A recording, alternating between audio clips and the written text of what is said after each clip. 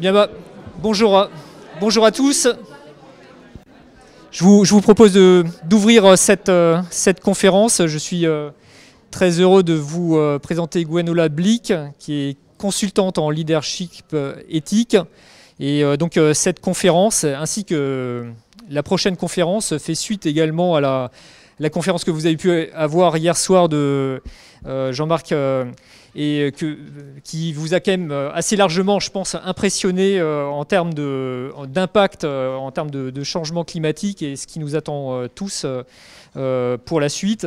Donc on s'est dit qu'après la conférence de Jean-Marc Jancovici, il va falloir aussi peut-être vous faire réfléchir à concrètement ce que vous pouvez faire, quelles sont vos actions. L'enjeu est tellement énorme qu'on peut se dire aussi que finalement, on peut se sentir démuni.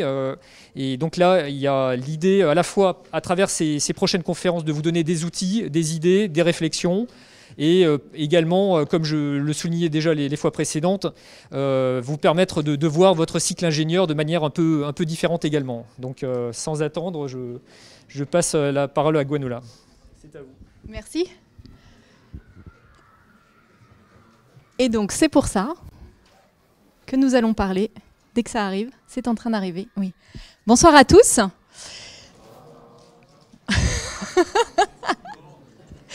Je vais avoir l'immense privilège ce soir de pouvoir être avec vous pendant 2 heures sans masque, mais c'est quand même plus facile pour moi de pouvoir vous parler pendant ce temps. Ça ne s'est pas rallumé, c'est normal.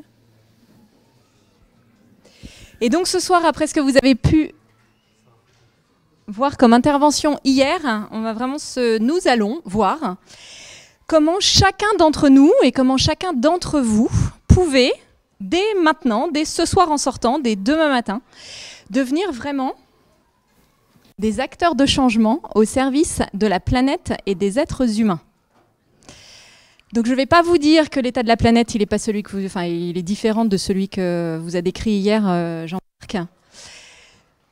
Je ne vais pas vous dire que c'est facile, mais je vais vous proposer d'ouvrir à des horizons qui sont vraisemblablement nouveaux pour vous et de voir pourquoi, comment vous pouvez dès demain être un véritable acteur avec un impact bien au-delà de tout ce que vous pouvez imaginer. Et pourquoi est-ce que je suis là, moi, ce soir ? Parce qu'en fait, j'ai commencé il y a 25 ans maintenant, comme vous, sur les rangs des classes d'une école de commerce, pas d'une école d'ingénieurs. Et en fait, j'ai commencé à travailler et j'ai eu ce qu'on peut appeler une carrière réussie. Je voulais faire du marketing, j'ai fait du marketing dans des grands groupes internationaux. À 30 ans, j'étais directrice marketing internationale. J'ai lancé un produit, puis toute une gamme de produits qui ont été copiés dans le monde entier à cause de leur succès. Donc, a priori, j'avais des équipes dans le monde entier, je voyageais beaucoup. Et donc, a priori, je cochais toutes les cases de top, super, vie réussie. Et c'est vrai que je m'éclatais, il y avait plein de trucs que j'adorais. Maintenant, j'avais aussi, depuis le premier jour, une petite voix qui venait régulièrement et qui me disait « Mais à quoi ça sert ce que tu fais ? Quel est le sens de ça et à quoi est-ce que tu contribues avec ça ?» Moi, il m'aura fallu 20 ans pour oser ouvrir la porte et voir tout ce que ça questionnait derrière, tout ce que ça pouvait remettre en question, toutes ces certitudes avec lesquelles j'avais été élevée de voilà, faut que tu fasses une école de commerce, faut que tu réussisses. Et c'est quoi réussir ? Et pour moi, clairement, réussir, c'était pas être en train de faire ce que j'étais en train de faire, mais c'était me lever le matin en étant heureuse d'aller faire ce que j'allais faire parce que je savais que c'était ça, quoi, pour moi. Et donc, je me suis formée après toutes ces questions. J'ai cherché des réponses et le jour où j'ai eu le courage d'ouvrir la porte, et j'ai découvert le leadership éthique et je me suis formée au leadership éthique et depuis quelques années maintenant, j'accompagne des entreprises, des organisations pour qu'elles se repositionnent et qu'elles deviennent acteurs, actrices au service de la planète et des êtres humains. Ça veut dire quoi ? Ça veut dire concrètement pas se contenter de limiter ou de compenser les impacts négatifs, qui sont les démarches classiques du développement durable et de la RSE, mais comment faire pour repenser l'activité de mon organisation pour qu'elle n'ait que des impacts positifs sur la vie. Alors c'est un long chemin qui commence par une prise de conscience, qui dure un certain temps. Et c'est ça, en fait, que je fais depuis quelques années maintenant. Et pour le coup, maintenant, quand je me lève le matin, je sais pourquoi. Comme dirait ma fille aînée qui a quasiment votre âge, maman, c'est sympa de te voir faire la danse de la joie le matin avant de te mettre à travailler. Et la première fois qu'elle m'a dit ça, je me suis dit, oh là, Gwenola, ça fait 20 ans que tu bosses, est-ce que une fois en 20 ans, à 8h30 du matin, tu dansais de joie à l'idée de te mettre à travailler? Non. Pourquoi? Parce qu'en fait, je n'avais pas le sens avant. Et aujourd'hui, je l'ai. Et donc, l'idée là, c'est de vous démontrer tout l'impact absolument incroyable que vous pouvez avoir, vous, dès maintenant, dès aujourd'hui. Et puis, de vous permettre d'ouvrir, de ressentir. Donc, il va y avoir des consignes pour cette intervention. D'ouvrir pour pouvoir apprendre le plus de choses possible. De commencer à développer des nouvelles compétences en commençant par le non-jugement. C'est quoi le non-jugement? Et je sais que vous pouvez parler parce que vous m'avez répondu, je vous ai tous entendu quand vous avez dit bonsoir. C'est quoi le non-jugement pour vous?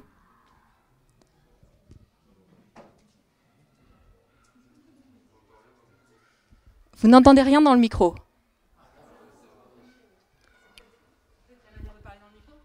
Je peux pas être plus... Ah si, je peux être plus près. C'est bon là? C'est bon? Alors, je repose ma question. C'est quoi le non-jugement pour vous?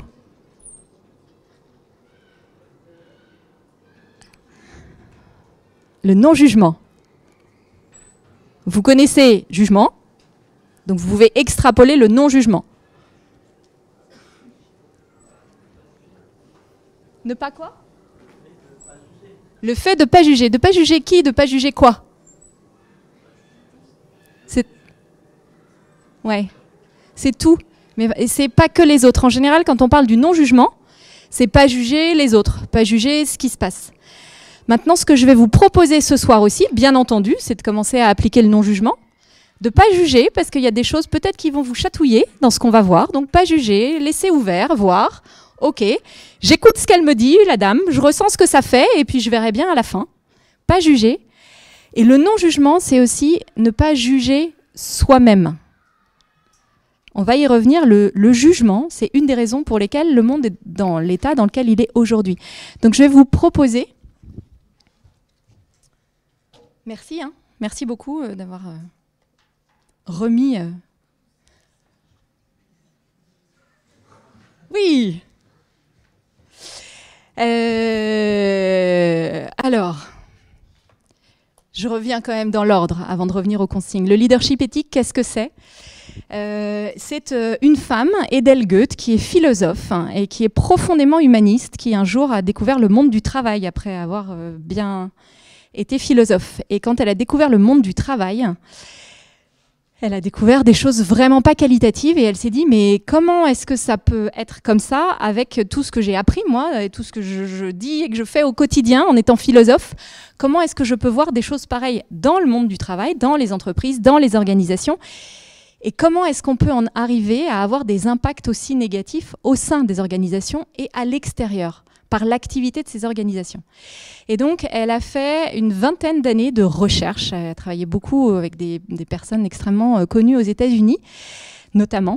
Et elle a développé une approche qui est très innovante, qui est globale, et c'est un des points qui fait son innovation, qui est très logique, vous allez pouvoir le voir à plusieurs reprises là, fondamentalement humaniste, bien entendu, et qui prend en compte et qui respecte les besoins fondamentaux et universels que chacun d'entre nous sur cette planète, nous partageons. Et on va revenir dessus tout à l'heure.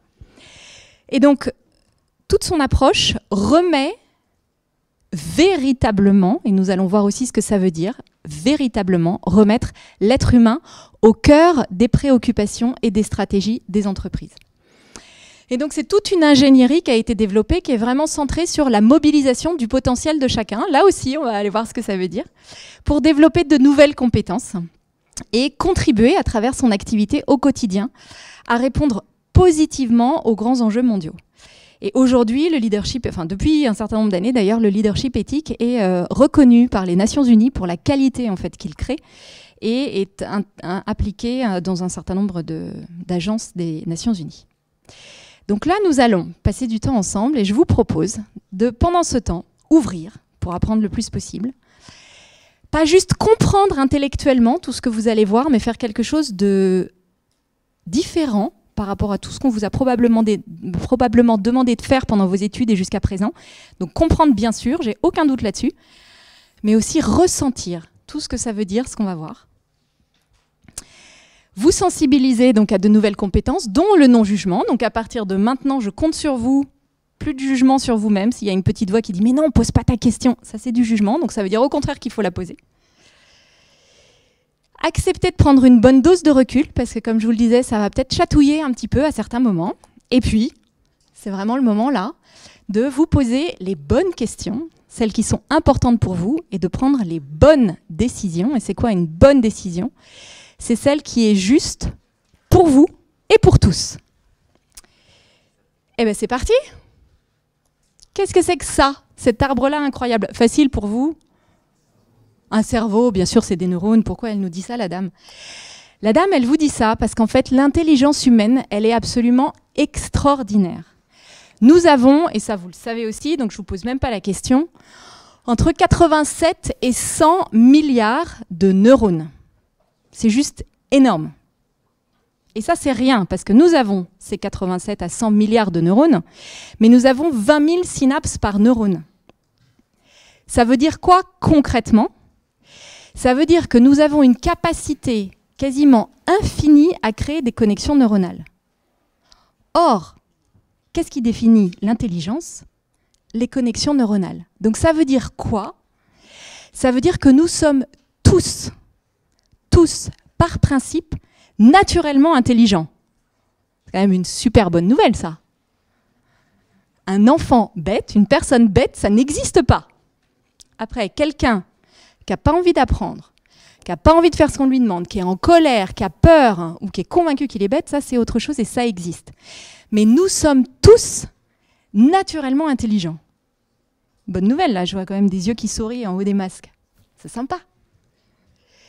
Et qu'est-ce qu'on en fait de cette intelligence? La guerre, la destruction. Et hop, un peu plus de sophistication.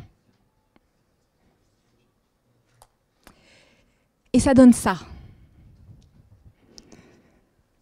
Ça donne ça. Je ne sais pas si vous les voyez, ils sont vraiment pas très heureux, ces enfants. Alors qu'au fond, à quoi est-ce que nous avons envie de contribuer et qu'est-ce que nous aurions envie de voir autour de nous? C'est ça. Notre intelligence, c'est un outil qui est vraiment au service de ce à quoi nous le dédions donc. Ça peut servir à faire un pont. Oh tiens, peut-être des choses que vous allez faire un jour, même si la ville, il y a des ponts en ville. Ça peut servir à faire un pont, c'est fabuleux un pont, ça permet de traverser une rivière, c'est extraordinaire. Ça peut aussi servir à faire ce pont-là, que certains d'entre vous connaissent peut-être, qui est le pont des Soupirs à Venise. Pourquoi le pont des Soupirs? Parce qu'en fait, les prisonniers passaient directement de la salle de jugement à la prison. Donc la dernière fois qu'ils allaient voir la lumière du jour, c'était à travers ces micro-fenêtres. Donc notre intelligence, qui est extraordinaire et que nous avons tous naturellement, elle sert, c'est un outil. Un outil, ça peut servir à des tas de choses, les plus merveilleuses comme les plus terribles. Ça peut créer ça, et ça peut créer ça.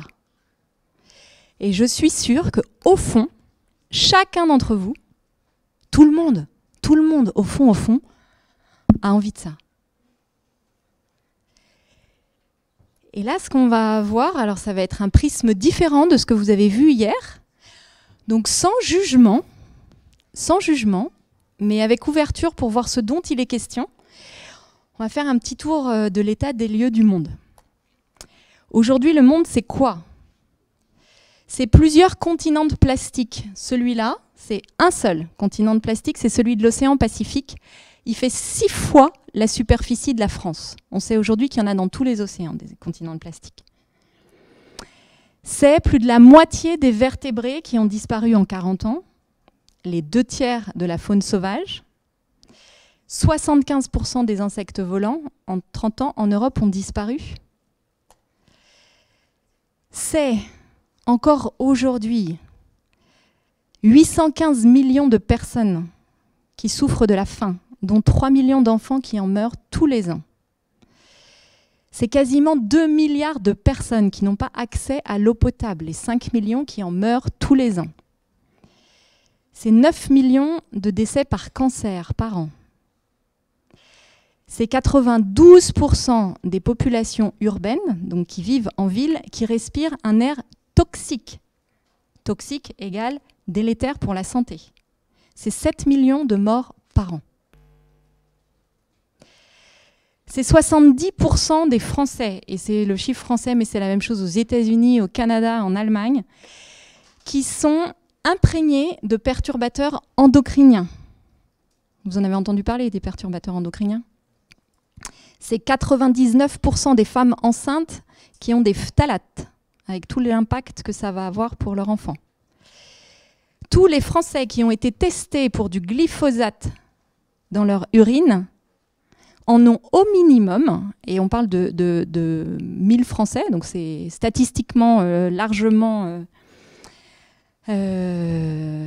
significatif, ont au minimum 12,5 fois le niveau dans leur urine, le niveau de glyphosate autorisé dans l'eau en moyenne. Aujourd'hui, il y a du glyphosate partout. Il y en a dans l'air qu'on est en train de respirer en ce moment, il y en a dans l'eau du robinet, il y en a partout. Et ça, c'est ce que vous avez vu hier avec Jean-Pierre Jancovici. Il y a 2 ans maintenant, Antonio Guterres, secrétaire général de l'ONU, nous disait, à nous tous, si nous ne changeons pas d'orientation d'ici 2020, nous risquons des conséquences désastreuses. Et une des conséquences, parce que là, il y a les températures anormales, il y a les incendies en Californie, il y a tout ça, nous le vivons déjà au quotidien. Et puis, il y a ce que nous avons tous vécu, il y a quelques mois, la crise du Covid, qui a impacté, c'est-à-dire mise en confinement de plus de la moitié de l'humanité. C'est quelque chose qui n'avait jamais existé en temps de paix. Et ce n'est pas la première. Parce que nous savons que le réchauffement climatique, la perte de biodiversité, la multiplication des élevages animaux intensifs font que, mathématiquement, ça va augmenter. La dengue est arrivée en France, le palu commence à arriver en France. Donc ça va augmenter. Donc ça, c'est l'état du monde aujourd'hui. Et quand on regarde le monde professionnel, c'est pas plus glorieux. Donc ça, c'est des chiffres français, mais vous pouvez assez facilement extrapoler. 63% des collaborateurs sont stressés au travail, dont 24% en état d'hyperstress. L'état d'hyperstress, c'est un état qui médicalement dit attention, danger pour le corps. Quasiment 20% des salariés français ont fait un burn-out. 1 sur 5. 85% des collaborateurs dans le monde se disent désengagés, c'est-à-dire qu'ils ne voient pas à quoi ils contribuent. Ils ne voient pas pourquoi ils viennent travailler le matin. Ils ne sont pas en accord avec ce pourquoi ils viennent travailler le matin. Et juste parce qu'on nous dit tout le temps qu'il n'y a pas d'argent, le coût du stress pour les entreprises en France, avec tout l'absentéisme et les arrêts maladie que ça provoque, c'est 3 milliards d'euros. Ça, c'est les chiffres officiels. Donc c'est vraisemblablement plus. Donc ça, c'est l'état du monde aujourd'hui. Et maintenant, la question, c'est pourquoi? Parce que, quand même, cette intelligence incroyable que nous avons tous, pourquoi on en est arrivé là? Et donc, on va plonger pour comprendre pourquoi. Et on va commencer par quelque chose qui devrait vous plaire, c'est la logique de cause à effet.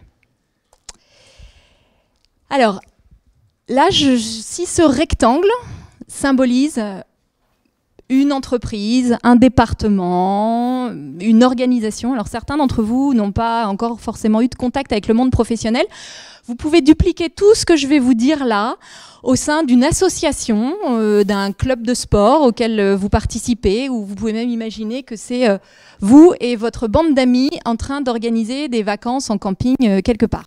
Une organisation humaine. Donc au sein de cette organisation humaine, à un moment, il va y avoir une problématique, une difficulté, un problème. Ça arrive toujours.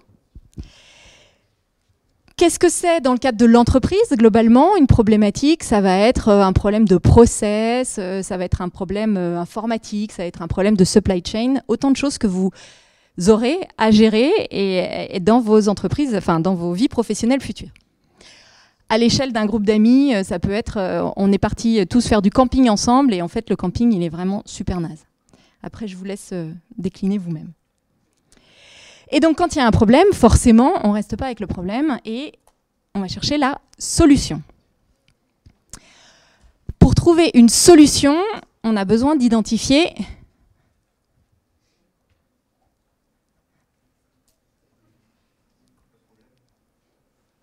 oui, au-delà du problème, pour trouver une solution, on a besoin d'identifier la cause. Exactement, les causes, la cause. C'est quoi les causes dans le monde de l'entreprise? Ça va être un problème de manque de moyens financiers. C'est aussi pour ça qu'on voit tant de fusions dans le monde, parce que dans les entreprises, manque de moyens financiers, manque de moyens humains, obsolescence du matériel, qui fait aussi partie des choses que vous aurez à gérer.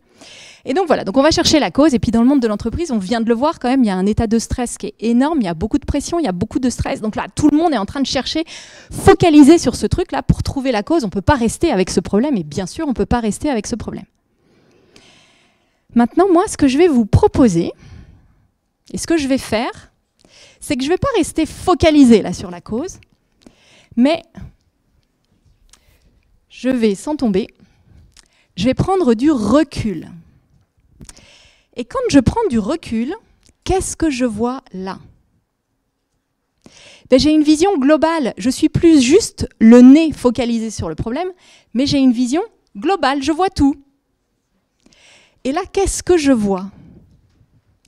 Eh bien, je vois qu'en fait, le problème, c'est le résultat de décisions qui ont été prises. Ouais. Le camping, il est naze. Pour autant, on est là, c'est le résultat d'une décision qui a été prise. Donc le problème, c'est le résultat de décisions qui ont été prises. Décision à un moment de ne pas allouer suffisamment de moyens ou de les allouer ailleurs, de ne pas renouveler un matériel. OK ? Donc c'est le résultat de décisions qui ont été prises. C'est la conséquence de choix qui ont été faits. Ah ouais, on savait qu'on n'avait pas assez d'argent, mais on a quand même choisi d'aller dans ce camping. Et maintenant, bah oui, on en a pour notre argent et c'est pas ce qu'on voulait. C'est donc l'effet de tous les choix, de toutes les décisions et de toutes les options qui ont été prises. Oui ? Oui ? Ouais ? Non mais ça vous parle, jusque-là vous me suivez ? Ok. Et une fois que j'ai dit ça, qu'est-ce que ça implique d'autre ? Ça implique qu'en fait, ce problème, c'est une création, puisque c'est le résultat, les conséquences. Donc c'est une création. Oui ? Maintenant, un penseur français très célèbre, Voltaire, a dit « Si je vois une horloge, c'est qu'il y a un horloger. » Donc si j'ai une création, c'est qu'il y a un créateur. Et ce créateur, c'est quoi ? L'être humain, la source. Et on va y revenir. Ce qu'il y a dans ce rectangle-là, c'est qu'il y a un problème de logique dans ce rectangle-là. Est-ce que vous le voyez ?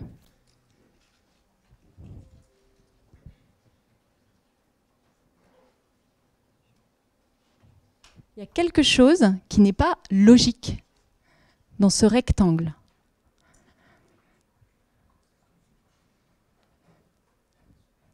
Quelqu'un le voit ? Oui ?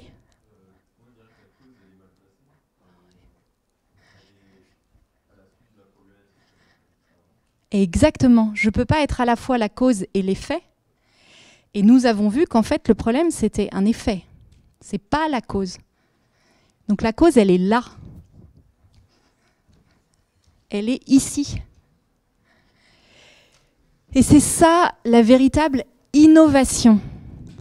C'est pas d'exporter l'être humain en tant que responsable, c'est de ma faute et voilà, tout est de ma faute.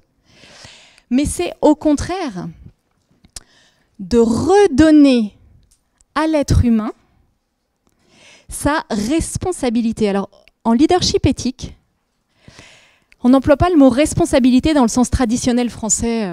Voilà, c'est moi qui porte tout, tout est de ma faute, ce truc un peu judéo-chrétien là. En leadership éthique, la responsabilité, c'est vraiment au sens de responsibility. Être capable de répondre de manière juste. Et donc en faisant ça, en remettant l'être humain à sa juste place, en fait, qu'est-ce qu'on fait ? Nous lui redonnons ses lettres de noblesse. Parce que quand je suis un effet dans une entreprise, je suis un effet, mais j'attends que ça passe, je ne peux rien faire, je suis complètement bloqué, je suis complètement figé. Je ne peux rien faire. Et c'est hyper stressant. Ça crée des burn-out d'ailleurs, de se vivre comme un effet. Alors qu'à la seconde où nous nous vivons comme la source, nous pouvons agir. Nous avons cette capacité à agir. Et ça va avoir des conséquences qui sont vraiment énormes. D'abord, c'est cette responsibility. Je peux agir, ça change tout. Je ne suis plus en train de vivre le truc, mais je peux me mettre debout et faire quelque chose. Déjà, je respire vachement mieux. Ça ne veut pas dire que c'est pas facile, ça ne veut pas dire que tout est fait, mais je peux le faire. Waouh, ça change déjà énormément. Et puis en plus, ici, là, et surtout avec les métiers que vous allez avoir, ici, on est dans la matière. Vous allez construire des choses, vous allez construire des immeubles, vous allez construire peut-être des ponts, vous allez construire des choses. On est dans la matière. Qu'est-ce qui définit, qu'est-ce qui qualifie la matière ? C'est le quantitatif. La matière, ça se mesure, ça se pèse. La matière, ça a des limites aussi, c'est la limitation, c'est l'obsolescence aussi. Quand nous sommes là et que nous nous intéressons à l'être humain, qu'est-ce qu'on a vu tout à l'heure ? Et tout à l'heure, je vous ai juste parlé de l'intelligence, qui est une petite partie de notre potentiel, mais on n'aura pas le temps de voir tout ça ce soir. Quand on est là, en fait, qu'est-ce qui qualifie, qu'est-ce qui définit l'être humain ?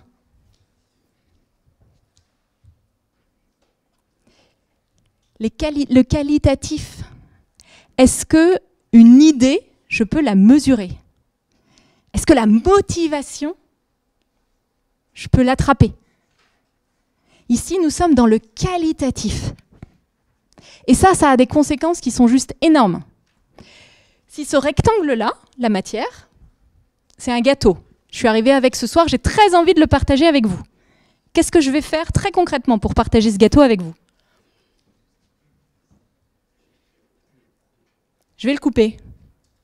Je vais le couper, puis chacun va avoir un tout petit bout. Donc ça, je vais diviser le gâteau pour que chacun d'entre nous puisse en avoir un bout. Dès que je me place ici, si j'ai très envie de partager, non pas mon gâteau avec vous ce soir, mais des informations et des connaissances. Quand ce sera fini tout à l'heure, donc là, pour l'instant, c'est moi qui les ai. Quand ce sera fini tout à l'heure, vous tous, vous allez les avoir aussi. Et moi, je l'aurai toujours. Donc à partir du moment où on se place ici, on est dans la multiplication. Et aujourd'hui, les entreprises, elles fonctionnent comme ça, avec des impacts dans la matière, qui sont tous ceux que vous avez vus hier et que vous avez vus d'une manière différente un peu ce soir. Et aujourd'hui, qu'est-ce qu'on cherche dans les entreprises pour changer ? Pour les entreprises qui ont pris conscience qu'il fallait changer, on cherche à changer ça. Mais ça a des limites. Beaucoup de limites. Dès qu'on va aller s'intéresser ici à la source, ça va avoir un impact énorme. Et on a intérêt à s'intéresser à la source parce que, en fonction de ce qu'il y a là, si c'est qualitatif ou si c'est moins qualitatif, ça va avoir des sacrés effets.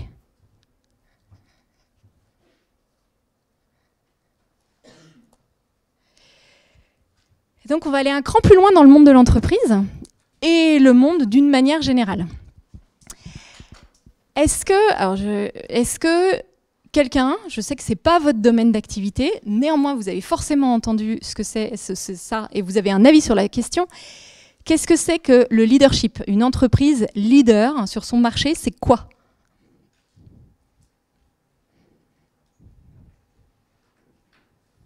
C'est quoi une entreprise leader sur un marché? Peut-être que vous, demain, vous aurez envie d'aller travailler chez un constructeur leader. Pourquoi vous aurez envie d'aller travailler chez un constructeur leader?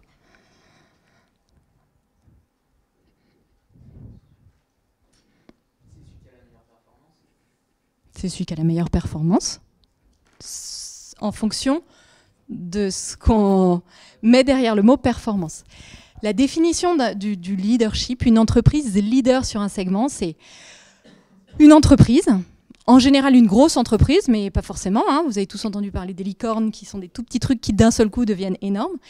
Donc c'est une entreprise, une organisation qui va développer un produit ou un service star et qui va mettre beaucoup de moyens en marketing, communication, tout ça, pour occuper et dominer le segment de marché. Avec pour objectif d'avoir le retour sur investissement le plus fort possible, dans le délai le plus court possible. Ça vous va par rapport à ce que, comme définition? Donc ça, c'est le leadership tel qu'on l'entend aujourd'hui. Et ça vient d'où? À l'intérieur, qu'est-ce qui se passe? Ben, ça vient d'un besoin de... Oh, pourquoi j'ai besoin de dominer? Pourquoi j'ai besoin d'être le premier? Pourquoi j'ai besoin d'être le plus fort? C'est un besoin de prendre, un besoin d'avoir. Le leadership éthique, on reviendra un peu dessus juste après. C'est quoi un leader éthique? Eh bien, c'est quelqu'un, une personne, une organisation qui a conscience de ses propres ressources, de ses propres richesses, et qui, sur cette base-là, va avoir envie d'apporter, va avoir envie de contribuer. Donc, dès le départ, en fait, l'impulsion de départ, elle est très, très différente. Dans un cas, c'est avoir toujours plus vite, toujours plus fort, avec tous le stress et tout ce qu'on a vu, toujours plus. Et dans l'autre, c'est sur la base de qui je suis, de mes richesses, de mes potentialités, apporter. Et ça a des impacts. Et on va voir comment et pourquoi. Donc, je reste dans la logique de cause à effet. Nous avons vu tout à l'heure que l'être humain, et là, en l'occurrence, le leader, puisque c'est celui qui, dans une organisation, va avoir le plus d'impact, a, par la logique de cause à effet, des impacts sur l'entreprise, des effets sur l'entreprise. C'est ce qu'on appelle le processus d'exportation de valeur.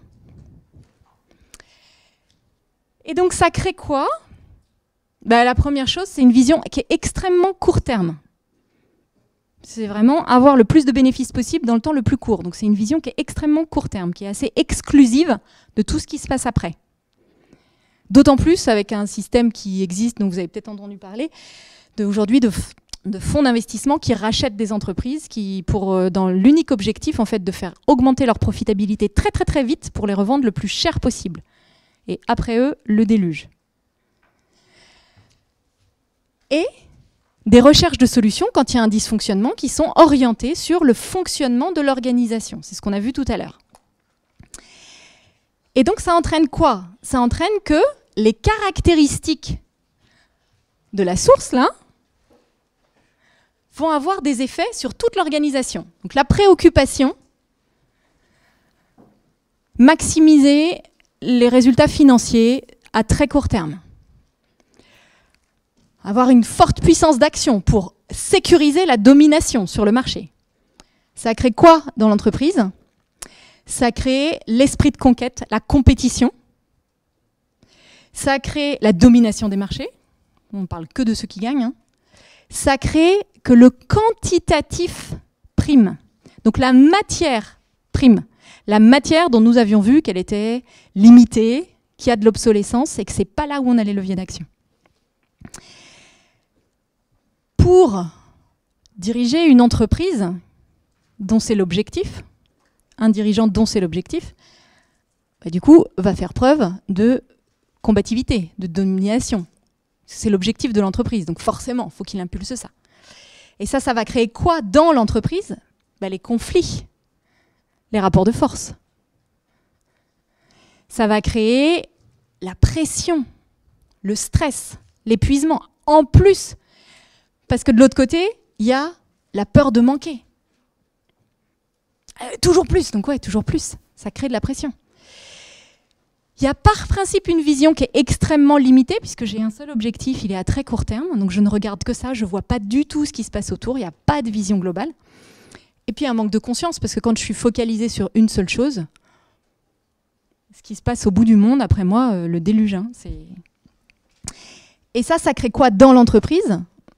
Une approche qui est très très court-termiste, et puis le manque sous toutes ses formes.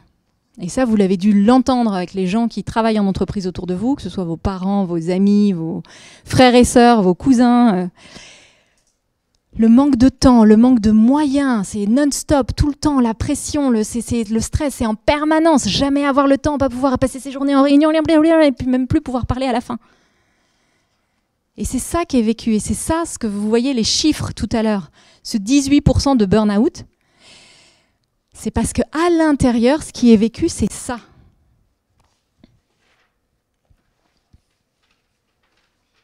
Et ça, c'est le fonctionnement de la majorité des organisations, et notamment des entreprises, aujourd'hui. Puis il y a une autre proposition, qui est la proposition du leadership éthique. Et donc là, qu'est-ce qui se passe? On est toujours dans la logique de cause à effet, parce que ça, c'est un principe, c'est une logique, et ça ne peut pas changer en fonction du jour ou du sens du vent. Donc on est toujours dans la logique de cause à effet. Maintenant, qu'est-ce qui change fondamentalement? C'est que, d'abord, l'entreprise, elle a une vision à long terme, parce que quand vous avez envie de contribuer, vous n'avez pas envie de contribuer juste tout de suite maintenant. Oui, bien sûr, vous avez envie de contribuer juste tout de suite maintenant, mais vous avez envie que ça serve. Donc vous avez envie que ça puisse continuer dans le temps. Donc la première des choses très différentes, c'est la vision à long terme. Et l'autre chose fondamentalement différente, c'est cette conscience qu'en fait, c'est vraiment l'être humain, la source. Et donc quand il y a une difficulté ou une problématique, la recherche de solutions, elle ne va pas être focalisée sur l'organisation, mais elle va être focalisée sur l'être humain. Et ça demande quoi de pouvoir faire ça? Ça demande le constat, ça demande le non-jugement. Parce que pouvoir dire à un moment donné, et pourquoi moi j'ai mis 20 ans d'ailleurs à oser ouvrir la porte dont je vous parlais tout à l'heure. Il m'a fallu 20 ans pour oser l'ouvrir. Je vous souhaite qu'il vous faille ces 2 heures ou un claquement de doigts. Moi, il m'a fallu 20 ans pour oser ouvrir la porte. Pourquoi? Mais parce qu'à la simple perspective d'oser voir ce à quoi j'avais contribué humainement et sur la planète, mais le jugement, il était tellement fort que je ne pouvais pas. C'était juste pas possible. Jusqu'au moment où le burn-out se rapprochant, et je me suis dit, mais en fait, tu vas mourir si tu continues comme ça. Donc là, tant pis, t'y vas. J'avais pas d'autre option, en fait. Dans l'entreprise aujourd'hui, dans la société aujourd'hui, le jugement, il est là, partout. C'est pour ça que le non-jugement, que je vous ai proposé d'expérimenter ce soir, est tellement important. Et on va revenir dessus pour voir concrètement ce que ça peut créer. Et donc là, c'est la même logique, forcément. C'est un principe, encore une fois. La logique, elle ne change pas en fonction du sens du vent. Donc là, l'objectif premier du leader éthique, ça va être d'apporter la plus haute qualité pour la société. Ça crée quoi? Ben forcément, ce qui est recherché et ce qui va être appliqué dans l'entreprise, c'est la plus haute qualité à tous les niveaux.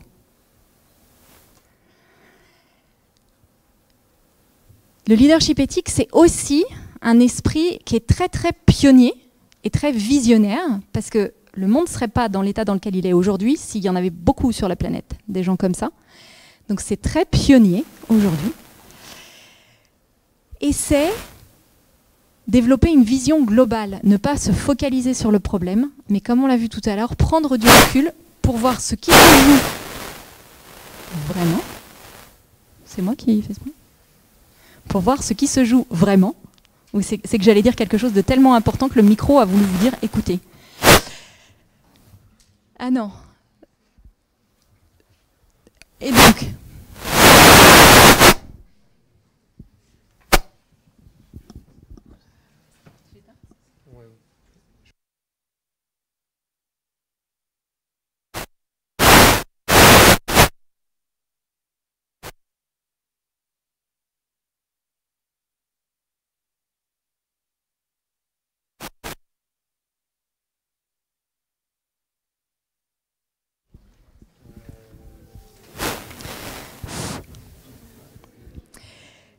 Et donc, ça veut dire...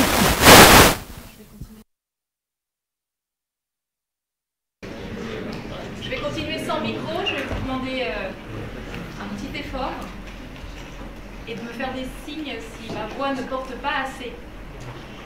Et donc c'est vraiment cette vision globale qui fait que tout est pris en compte et pas juste la problématique. Ça va créer quoi? Forcément c'est un projet qui fait du sens, forcément par principe. Donc ça va créer l'adhésion, la motivation des collaborateurs, et puis une efficience globale, pas juste être efficace pour faire quelque chose de pointu, de précis, mais au global, dans la totalité de nos compétences et de nos savoir-faire. Je reviendrai dessus plus tard. Et notamment, une compétence stratégique au service des êtres humains, au service de la vie, et pas au service exclusif d'un intérêt financier. Ça va créer quoi? Ça va créer un cœur de métier, donc l'activité que fait mon entreprise, à quoi elle contribue. Ça va créer un cœur de métier en contribution à l'évolution de la société, pour plus de qualité dans la société. Et puis bien entendu, ça va demander aussi de la logique et de la cohérence, et puis l'éthique et la responsabilité au sens d'être capable de répondre aux enjeux, à ce dont il est question. Et ça crée quoi? Et ça crée que dans ces entreprises-là, c'est pas la compétition, mais c'est la coopération. La coopération qui est cette valeur fondamentale dont nous allons tous avoir besoin pour créer un monde plus juste. Et donc, en petit récapitulatif, le leader classique, une entreprise leader, c'est vraiment une entreprise qui lance des produits ou des services dans une vision de maximisation des profits à court terme, alors que le leader éthique, c'est quelqu'un qui est pionnier, qui va ouvrir une nouvelle voie, qui va ouvrir des portes, qui pour l'instant n'étaient même pas vues, n'étaient même pas visibles, et qui va chercher à résoudre les enjeux majeurs de société. Et là, le sens, il est là. Et pourquoi je me lève le matin, il est là. Tout en respectant et en répondant aux besoins fondamentaux et universels des êtres humains. Qu'est-ce que c'est? En fait, c'est les besoins que nous partageons tous sur cette planète. Merci. C'est bon? Oui. Que nous partageons tous sur cette planète pour avoir une vie de qualité. Ils sont au nombre de 7. Pour avoir une vie de qualité, nous avons tous besoin de santé, d'être en bonne santé. Alors là, on l'a tous en plus bien vécu avec la crise du Covid. Et cette santé, elle n'est pas uniquement physique, c'est pas juste ne pas être malade. C'est aussi être en bonne santé psychique, émotionnelle. C'est la sécurité. Nous avons tous besoin d'être en sécurité, donc de ne pas habiter dans un pays en guerre, de savoir que nous avons un toit et de quoi payer notre loyer à la fin du mois, de quoi nous nourrir. Nous avons tous besoin de ça. Et c'est aussi notre sécurité affective, émotionnelle et psychologique. Et dans le monde de l'entreprise, l'insécurité psychologique, elle existe et elle a des effets très forts. Un manager qui n'explique pas les enjeux, un manager qui ne fait pas de feedback, un manager qui n'écoute pas, ça crée de l'insécurité très fortement. Nous avons tous besoin d'équilibre et de bien-être. Nous avons tous besoin de respect. Respect pour soi, respect pour les autres, respect pour la vie d'une manière générale. Et une fois qu'il y a ce socle-là, eh bien nous, en leadership éthique, on en rajoute 3, qui sont l'inclusion. Nous avons tous besoin d'être inclus dans un groupe humain, bien sûr. Et nous avons aussi besoin d'être inclus dans les raisonnements. On a vu tout à l'heure ce que ça crée quand l'être humain, la source, est exclu des raisonnements dans le monde de l'entreprise. Donc nous avons besoin d'être inclus dans les raisonnements en tant que source et pris en compte dans les conséquences. Quand une entreprise au bout du monde est super contente parce qu'elle développe son activité en fermant les yeux pour savoir comment ces produits sont fabriqués, il y a des êtres humains tout au bout qui aimeraient vraiment être inclus parce que c'est leur vie qui est en jeu en fait. Et ça, nous avons tous besoin de ça. L'accès à la connaissance et à l'information juste. Tant que je ne sais pas que Apple ou Nike utilisent, alors Apple, des petits-enfants pour aller dans des mines récupérer les métaux rares qui fabriquent nos ordinateurs, je ne me pose pas la question. Nous avons besoin, pour prendre des décisions justes, d'avoir accès à cette information et à la connaissance. L'éducation, bien sûr, tout ce que vous apprenez, ça en fait partie, mais ce n'est pas suffisant. Et nous avons aussi tous besoin, pour avoir une vie de qualité, de pouvoir nous épanouir et de concrétiser un projet de qualité. Donc un projet qui fait sens, qui crée de la qualité pour nous et pour les autres. Et donc l'innovation, c'est quoi l'innovation au sens du leadership éthique ?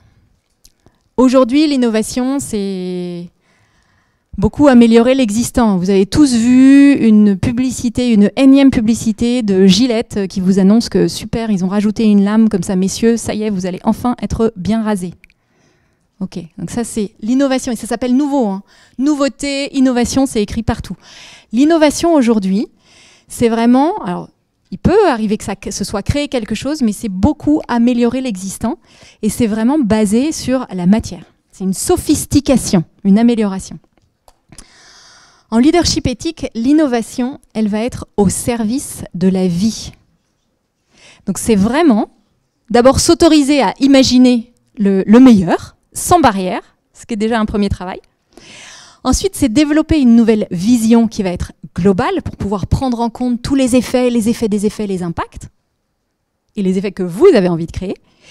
Et puis accéder d'abord à cette ressource intérieure que nous avons tous, même si nous n'en avons pas forcément conscience, qui est ce potentiel absolument incroyable, dont je reviens, je vous ai juste parlé du potentiel intellectuel, qui est une petite partie de notre potentiel, pour pouvoir le concrétiser ensuite dans vos actions. Et donc on va voir maintenant qu'il y a, après ce constat du monde qui était ce qu'il est, hein, c'est important de le voir, sans jugement, nous allons voir maintenant qu'il y a quand même des choses qui bougent. Alors, qu'est-ce qui bouge ? Les comportements citoyens changent beaucoup. Aujourd'hui, en France, ça fait 4 ans, alors c'était avant Covid, je ne sais pas ce que ça va donner post-Covid, les chiffres ne sont pas encore sortis.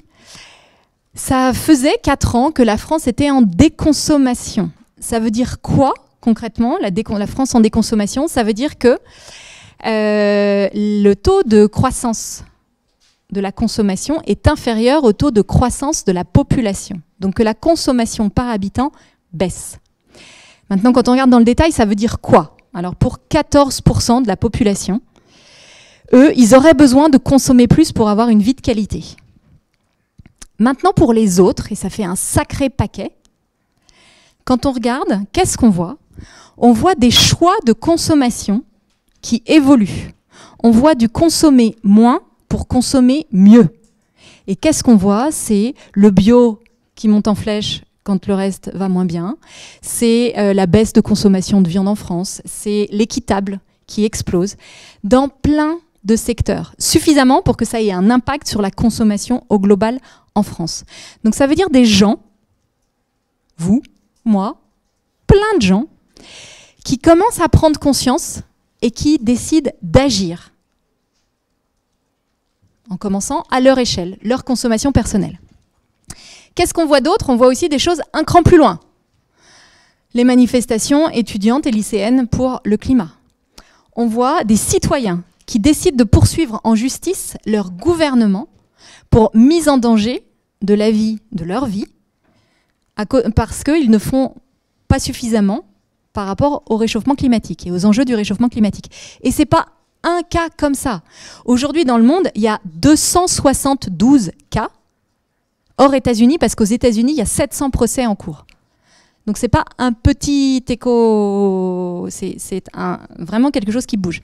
En France, je ne sais pas si vous avez entendu parler de l'affaire du siècle, 4 associations qui ont décidé d'attaquer en justice le gouvernement pour non-respect des engagements qui ont été pris pendant les accords de Paris. Et c'est 2,3 millions de citoyens français qui ont signé derrière. C'est pas petit, c'est beaucoup. Qu'est-ce qu'on voit au travail? Au travail aussi, les gens ont envie de changer. La recherche de sens et d'engagement, elle est très très forte. On voit qu'il y a 94% des Français qui voudraient contribuer à résoudre un problème de société.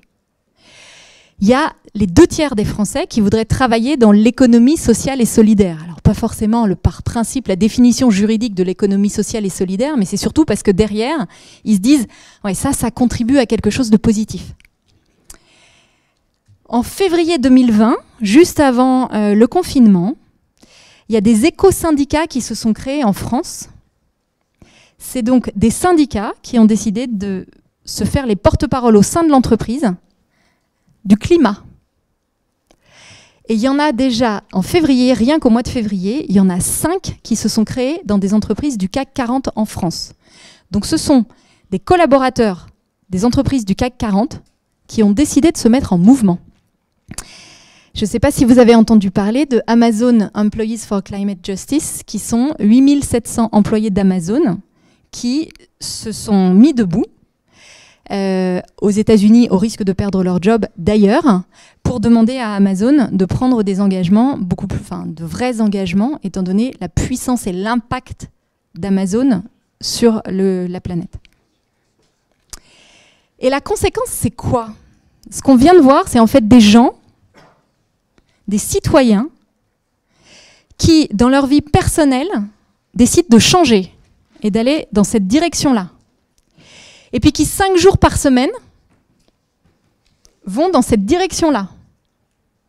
Parce qu'on leur demande d'aller là. Et ça crée quoi? Ça crée le contresens. Et des jeunes l'ont dit beaucoup mieux que moi, les jeunes du manifeste étudiant pour un réveil écologique, qui disaient « À quoi cela rime-t-il de se déplacer à vélo quand on travaille par ailleurs pour une entreprise dont l'activité contribue à l'accélération du changement climatique ou de l'épuisement des ressources ?»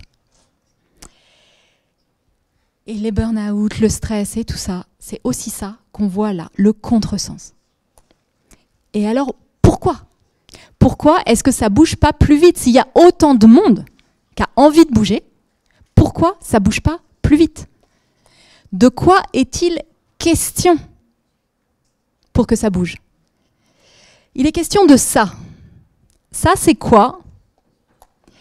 C'est un couple qui décide de lutter contre la déforestation et qui plante 2 millions d'arbres en 20 ans au Brésil. C'est une adolescente qui se met debout et qui crée une mobilisation lycéenne mondiale pour le climat. C'est un homme, Max Havelaar, qui décide que les producteurs du Sud doivent être traités avec respect et qui crée le fair trade. Aujourd'hui, c'est 8,5 milliards d'euros de chiffre d'affaires et 1,7 million de producteurs et de paysans des pays du Sud qui ont vu leur vie améliorée grâce à ça. C'est un Français qui décide que les producteurs laitiers français doivent être traités avec respect. Quand il voyait les chiffres des suicides de ces mêmes producteurs. Et qui crée, c'est qui le patron? Vous en avez tous entendu parler? Ok. C'est une jeune femme, ingénieure agronome, qui commence à travailler dans une entreprise agroalimentaire extrêmement connue, française, et qui voit un gaspillage terrible et qui se dit mais je ne suis pas devenu ingénieur agronome pour ça. Et qui s'en va et qui crée une application qui s'appelle Too Good To Go et qui a permis, en l'espace de 3 ans, qui tous les jours, depuis 3 ans, sauve 30 000 repas par jour de la destruction et les redistribue. Et aujourd'hui, en 3 ans, c'est 400 employés dans 12 pays. C'est un homme qui, en 2006, aux Pays-Bas, se dit « Mais quand même, le système de santé aux Pays-Bas, il est basé sur les visiteurs médicaux, en fait, les infirmières, les infirmiers qui vont chez les gens. C'est vraiment le pilier du système médical aux Pays-Bas. Et en fait, depuis quelques années, il y avait des entreprises privées qui étaient venues s'installer et qui avaient transformé le système quand on était infirmier aux Pays-Bas et qu'on visitait les gens autour de chez soi. Eh bien, c'était devenu un système où pour gagner en productivité, en fait, le matin, les infirmiers, les infirmières recevaient chez eux un mail avec leur tournée du jour, combien de temps ils devaient rester chez chaque patient et ce qu'ils devaient y faire. Et donc, quand ils allaient chez les gens, il y a un code barre sur la porte d'entrée des gens. Ils devaient scanner le code barre pour dire « je suis bien arrivé ». Ça leur confirmait ce qu'ils devaient faire et le temps qu'ils avaient pour le faire. 4 minutes pour une piqûre, 6 minutes pour changer un pansement. Et ça créait quoi? Ça créait un mal-être profond et une perte de sens dramatique chez beaucoup d'infirmiers ou d'infirmières.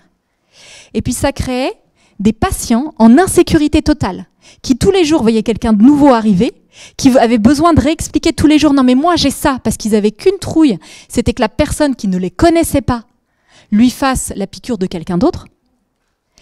C'était devenu une machine.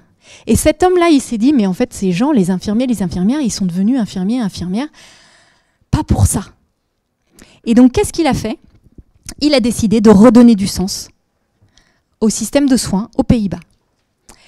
Et il a créé un système où ils s'organisent par groupe de 12. Et ils sont c'est des groupes autogérés par 12. Ils ont un territoire, une zone, et c'est eux qui s'organisent pour la logistique, l'organisation des tournées, trouver des nouveaux patients quand il y en a qui sont guéris. Et ils s'organisent comme ils veulent. Et ça donne quoi? Ça donne aujourd'hui des infirmiers et des infirmières qui connaissent leurs clients, qui prennent un café avec eux, qui discutent avec eux, qui, quand ils voient qu'ils vont pas bien, vont demander aux voisins s'ils pourraient passer dans la journée pour faire un petit coucou, vérifier si tout va bien. Donc, ils recréent du lien social. Donc, ça crée des infirmiers et des infirmières qui ont des responsabilités, qui ont retrouvé le sens et qui sont heureux de faire ce qu'ils font. Et ça crée quoi d'autre? Ça crée des arrêts maladie plus courts. Ça crée des économies. 40% de réduction de coûts par patient aux Pays-Bas. Pourquoi? Parce que le patient n'est plus un objet. Le patient est redevenu un être humain en contact avec un être humain avec qui il y a un véritable échange, une relation qui s'installe, une relation de confiance. Et donc le patient guérit plus vite. Aujourd'hui, c'est 70% des soins médicaux à domicile qui se font par ce système de Buurtzorg. Et ils ont déployé le modèle. En fait, ils forment des gens qui viennent de plein de pays pour se former, pour le reproduire dans leur pays. Et aujourd'hui, ce modèle est déployé dans 26 pays. Et au départ, c'est toujours la même chose. C'est une personne qui prend conscience et qui décide de faire quelque chose. Là, c'est un dirigeant d'un laboratoire pharmaceutique qui s'occupe d'un pays, pas d'un pays, mais d'un continent. Et un jour, on lui dit « Bon, eh ben, écoute, les résultats financiers sont négatifs depuis 7 ans, donc tu fermes tout.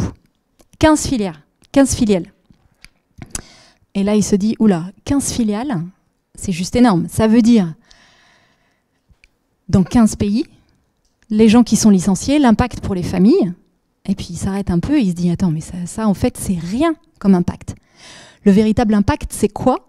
C'est qu'en fait, nous avons des médicaments, nous sommes les seuls à les avoir avec les brevets de l'industrie pharmaceutique. Et donc, à la seconde où ces médicaments ne sont plus disponibles, il y a des gens qui n'y ont plus accès.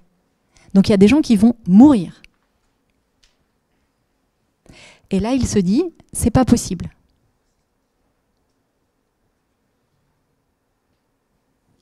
Il était en train de se former au leadership éthique, donc il a travaillé sur le sujet. Et il est allé voir son N+1, son supérieur hiérarchique, en lui disant « Non, on ne peut pas fermer, il faut faire autre chose, on ne ferme pas ». Son responsable hiérarchique lui dit « Non, écoute, c'est la décision internationale, stratégie mondiale, on ne va pas pour ton continent changer les trucs, non ». Ok, il digère un peu et il se dit « Non, mais juste, c'est pas possible ». Donc il va voir son N+2. Son N+2 sort son parapluie en disant « Non, écoute, moi je ne peux pas prendre la décision, on va voir au-dessus ». Il se prépare, il va voir son N+3, le N+3 lui dit « Non, non, décision, stratégie internationale, non ». Et là il se dit « Non mais c'est juste pas possible en fait. C'est de beaucoup de vie dont on parle là ». Et donc il va voir son N+4. Et il lui dit « Nous n'allons pas fermer, il n'en est pas question. » Et je peux vous dire qu'il avait travaillé, parce qu'aller voir son N+4, même quand on est dirigeant d'un continent, c'est pas simple. Et il lui dit, il n'en est pas question. Et il a obtenu 18 mois, qui était vécu par la personne qui a donné l'autorisation comme du sursis. Allez. Pendant 18 mois, qu'est-ce qui s'est passé ? Les équipes ont été formées au leadership éthique, tous les managers ont été formés au leadership éthique, et il y a une nouvelle stratégie qui a été mise en place. Il y a des usines de médicaments génériques qui avaient été fermées, qui ont été réouvertes. Je ne sais pas si vous voyez ce que c'est, vous ne voyez peut-être pas encore concrètement, mais rouvrir une usine qui a été fermée, surtout dans l'industrie pharmaceutique, ce n'est pas des choses qui se font en claquant les doigts. Donc les usines de médicaments génériques ont été rouvertes. Toutes les équipes se sont mises à se dire, mais en fait, qu'est-ce qu'on pourrait faire ? Et on est passé de situations où les équipes marketing refusaient d'appliquer des directives des gouvernements locaux, et notamment une qui disait « Aidez-nous à distribuer des moustiquaires aux femmes enceintes, parce que l'objectif, c'est qu'elles n'attrapent pas le palu en étant enceintes pour qu'il n'y ait pas de bébés qui naissent avec le palu. » Et les équipes marketing de dire « Ah ben non, quand même, c'est en train de scier la branche. Si on fait ça, on scie la branche sur laquelle on est assis. » Parce qu'on ne va plus vendre nos médicaments. Donc ça créait quoi ? Ça créait que, au moment où nous sommes intervenus, cette entreprise avait des relations, mais plus que tendues, avec un certain nombre de pays dans lesquels elle intervenait, et était à la limite de se faire sortir de ces pays. En 18 mois, qu'est-ce qui s'est passé ? En 18 mois, ils ont donc rouvert les usines. Ils ont créé des antennes mobiles pour que les gens aient accès aux médicaments et aux soins tous les 50 km et non pas tous les 400 km. Parce que quand dans un pays où il n'y a pas beaucoup d'infrastructures pour se déplacer, on a 400 km à faire pour aller se soigner, autant vous dire qu'on n'arrive pas. Donc ils ont créé des antennes mobiles qui ont travaillé sur la prévention, la formation des gens, l'information et la formation, qui ont bien sûr distribué les médicaments, tous les 50 km. Ils sont devenus partenaires officiels des gouvernements à propos de la santé. Je ne sais pas si vous imaginez le revirement de « on va vous sortir » à « vous êtes nos partenaires officiels ». Dans l'équipe marketing, il y avait une personne qui au départ avait été identifiée comme « non, celle-là, elle ne pourra jamais évoluer, il faut la sortir ». Au bout des 18 mois, cette personne était devenue le pilier de l'équipe marketing. Pourquoi tout ça ?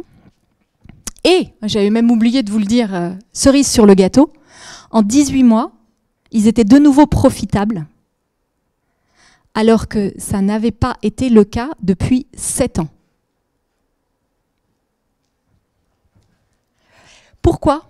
Parce qu'en fait, ce dirigeant de ce continent, dans l'entreprise pharmaceutique, avait profondément conscience que c'est notre savoir-être, notre façon d'être, notre manière d'être, c'est tout ce que nous pensons, ce que nous voyons, c'est tout ce que nous ressentons, c'est tout ce que nous acceptons et que nous refusons.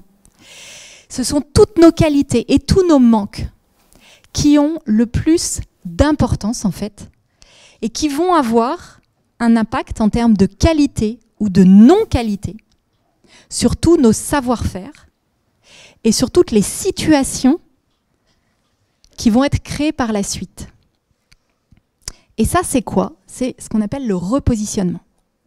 Donc si ce point-là, c'est un manager, un dirigeant, c'est vous, c'est moi, c'est quelqu'un qui fonctionne comme nous, il, elle, a toujours fonctionné, donc avec des tas de qualités, et puis des peurs, des manques, des choses qui ne sont pas OK, qui demandent à être travaillées. Et donc, des peurs, pas oser dire, pas oser s'affirmer ou être dans le contrôle. Ça, vous avez tous forcément eu un groupe de travail avec quelqu'un qui était dans le contrôle. Ça va vous parler. Puis cette personne, en fait, rencontre le leadership éthique, découvre qu'elle a un potentiel donc intellectuel incroyable et bien au-delà, parce que nous avons 4 niveaux de potentiel, même si on n'a pas le temps de revenir dessus ce soir. Et elle se dit, OK, ben, je vais essayer, je vais tenter. J'ose, je me lance. Et elle décide de changer. Elle décide qu'elle va ouvrir un peu, lâcher une peur, lâcher un peu le contrôle, ouvrir à l'écoute, aux autres. Cet espace-là, entre les flèches, est-ce que vous savez ce que ça représente?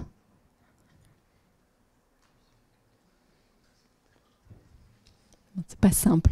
C'est pas un mot que vous avez forcément beaucoup entendu. C'est l'espace de notre savoir-être. Donc encore une fois, mon savoir-être, c'est quoi? C'est ce que je vois, ce que je pense, c'est ce que je ressens, c'est ce que j'accepte, ce que j'accepte pas, toutes mes qualités, tous mes défauts, toutes mes croyances sur le monde. Et donc cette personne décide de changer un peu, pas à 180 degrés, elle décide de changer un peu dans son savoir-être. Lâcher une peur, oser quelque chose. Lâcher un peu le contrôle, ouvrir à l'empathie. Maintenant, si je continue les flèches, cet espace-là, c'est quel espace?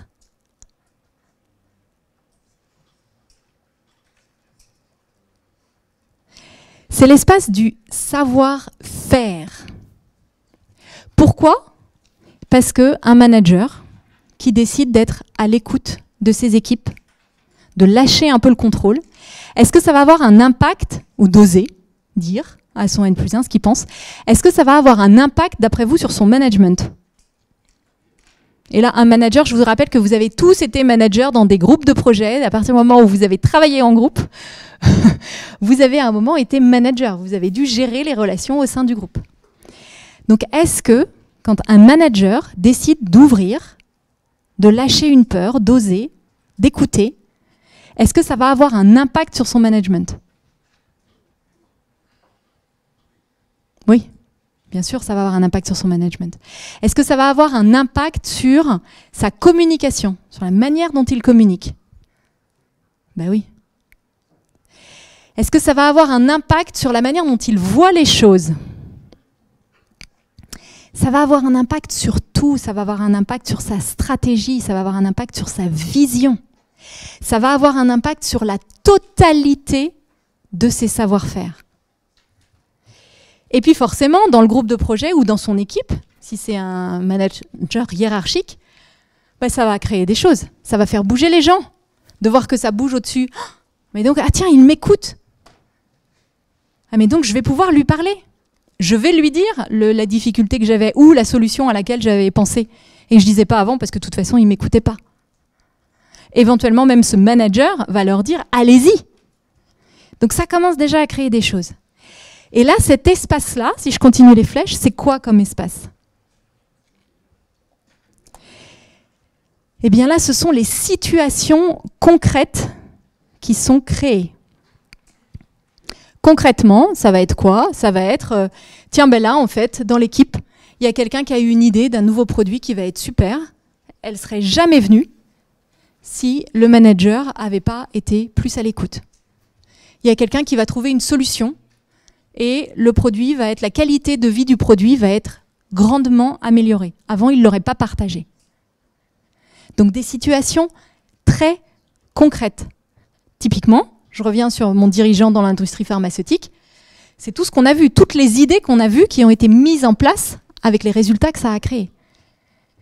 Et les centaines de milliers, les millions de vies qui ont été sauvées. Et ça, c'est quoi? Encore plus loin, c'est les impacts et les effets sur les êtres humains et la planète. Et donc concrètement, ça veut dire quoi? Ça veut dire, vous voyez bien, l'espace. Ça veut dire d'avoir cette décision et de faire ce petit effort, ce petit travail. Ça fait quoi? Ça fait beaucoup plus de résultats avec beaucoup moins d'efforts, beaucoup moins de travail. Ça fait beaucoup plus d'impact avec moins de stress. C'est un truc, moi je ne sais pas si ça peut vous faire plaisir, parce que quand même, qui a envie de ça dans le monde actuel? Qui a envie de ça? Ça crée ça, et ça tout le monde peut le faire. Je discutais la semaine dernière avec quelqu'un qui était là, un ingénieur, rentré chez Engie depuis 2 ans. Il était rentré chez Engie, pourquoi? Parce qu'il trouvait que Engie passait du gaz aux énergies renouvelables et qu'en fait c'était déjà vachement bien, que ça bougeait et qu'il avait envie de contribuer à quelque chose. Donc il est rentré chez Engie. Et puis depuis 2 ans, il y avait un truc qui le turlupinait quand même, qui était... Ah mais en fait, et maintenant vous le savez, avec maintenant que vous avez vu Jean-Marc hier, c'est pas ça le sujet. Le vrai sujet, c'est la sobriété. Pour avoir un impact, le vrai sujet, c'est pas les énergies renouvelables, c'est la sobriété énergétique. C'est consommer moins d'énergie. Et ensuite, pour celles dont nous avons besoin, bien entendu, le faire avec les énergies renouvelables plutôt que les énergies fossiles. Et donc ça le turlupinait. Et puis un jour, il s'est dit, ok, j'ose, je me lance, j'en parle. Il en parle pendant un pot avec des gens de sa génération, jeunes nouvellement arrivés chez Engie. Et là, il s'aperçoit qu'en fait, les 10 avec qui il était en train de discuter avaient tous la même idée que lui, de se dire, mais il faut qu'on fasse quelque chose. Il faut qu'on bouge. Hop, déjà, il y en a 10 qui commencent à bouger. Qu'est-ce qu'ils ont fait? Ils ont créé un groupe de travail. Puis ils ont commencé à en parler, puis il y a plein de gens qui sont venus les voir. Et ils ont travaillé à une présentation sur pourquoi est-ce que la solution, c'est la sobriété énergétique. Et puis à force de travailler, et je ne vous dis pas que ça a été super facile, ils ont travaillé, ils ont beaucoup travaillé. Et à force de travailler, eh bien, ils ont pu présenter ça aux, comment ça s'appelle, Engie 50, je crois, qui sont les 50 dirigeants, enfin, plus hauts dirigeants de Engie. Ils ont présenté ça. 15 mois après qu'il ait osé en parler dans une soirée, la stratégie d'Engie passait des énergies renouvelables à la sobriété énergétique.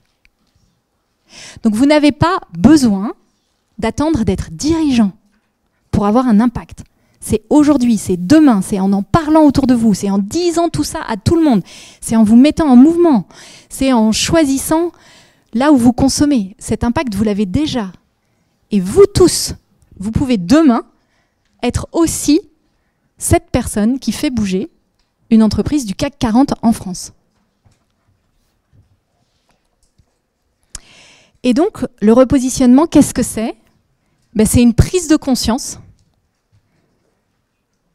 En fait, pour l'instant, je n'ai pas osé. Je sais que c'est hyper important et j'osais pas, j'avais peur. Et je décide de dépasser cette peur.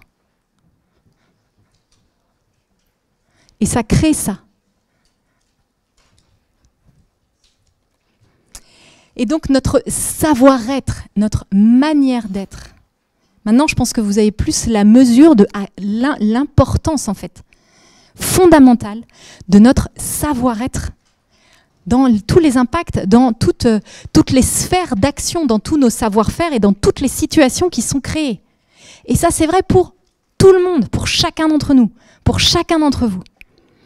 Et c'est notre savoir-être, en fait, qui va vraiment être à la source de la qualité ou de la non-qualité de tous nos savoir-faire. Ça va infuser, diffuser, comme un sachet de thé. Et donc, de quoi est-il question? Il est question de pouvoir agir en réponse, en fait. de manière juste. Il est question de responsibility. Et maintenant, je vais vous proposer de vous lever. Alors, vous êtes nombreux, donc je vais vous proposer de vous lever 1 sur 2 en quinconce. Ça va vous parler. Voilà, 1 sur 2 en quinconce. Et en silence si c'était possible.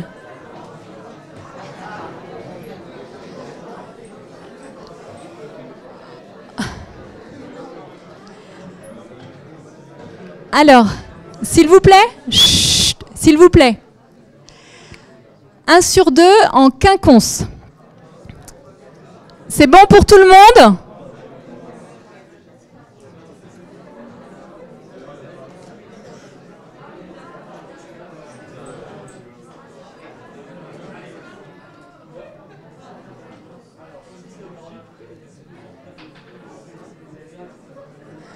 Ce serait vraiment super que tout le monde puisse faire cette expérience. Du coup, je vais vous demander encore un petit peu de concentration. On a bientôt fini et ce serait vraiment dommage que tout le monde ne puisse pas faire cette expérience. Donc à partir de... Voilà, donc tous ceux qui sont debout, décollez-vous de vos chaises. Et à partir de maintenant, en fait, la consigne que je vais vous demander pour ceux qui sont debout, c'est de ne plus bouger les pieds jusqu'à ce que vous vous disiez que c'est bon, que vous pourrez bouger les pieds. Vous allez tendre le bras. Je vous montre d'abord, avant que vous n'éborgniez votre voisin, je vous montre. Vous allez tendre le bras.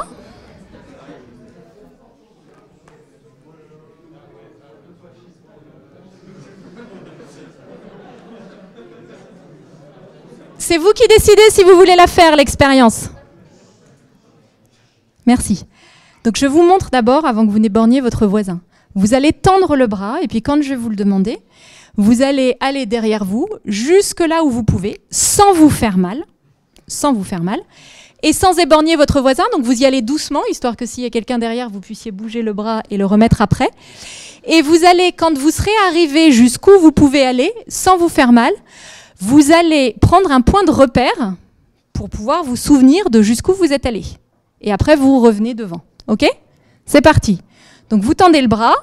Et vous allez, sans taper dans votre voisin et sans vous faire mal, vous allez jusqu'où vous pouvez, vous prenez un point de repère et vous revenez.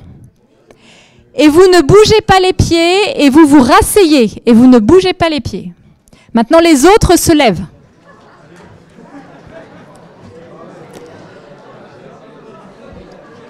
Ça va aller vite parce que vous connaissez la consigne, donc vous allez y aller doucement pour ne pas éborgner votre voisin. À partir de maintenant, vous ne bougez plus les pieds. OK ? Donc vous tendez le bras, vous allez jusqu'où vous pouvez sans vous faire mal et sans éborgner votre voisin, et vous prenez un point de repère et vous revenez. Et vous vous rasseyez sans bouger les pieds.